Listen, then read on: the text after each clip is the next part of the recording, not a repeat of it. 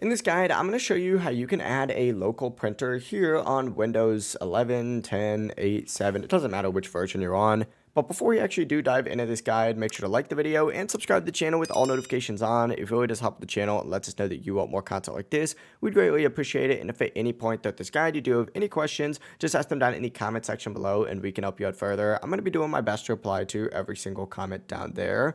But first things first, what you're going to want to do is actually click on the search bar down at the very bottom and go ahead and open up your control panel. So search for control panel, open it up, and from here you're going to want to select hardware and sound. And up at the very top, you're going to see an option for devices and printers. Open that up. Now, if you are on Windows 11, this may open up a device window. If it does, just scroll down and select devices. And from here, you just want to scroll even further down until you see more devices and printer settings.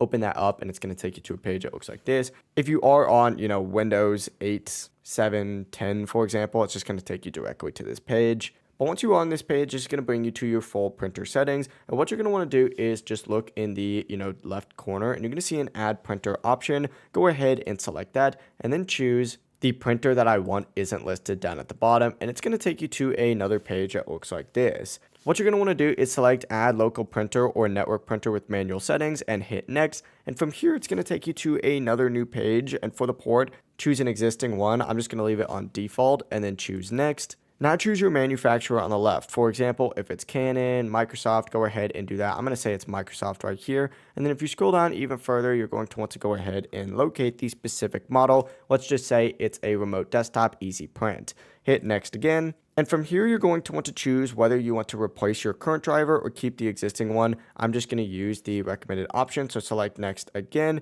give the printer a name, and then hit next and it's going to finish the installation. Once you've done that, the printer should be ready to use. If this guide did help you out, make sure to like the video and subscribe to the channel with all notifications on. It really does help the channel and lets us know that you want more content like this. We'd greatly appreciate it. And if at any point throughout this guide you did have any questions, just ask them down in the comment section below and we can help you out further. I'm going to be doing my best to reply to every single comment down there. Have a great rest of your day though. Peace.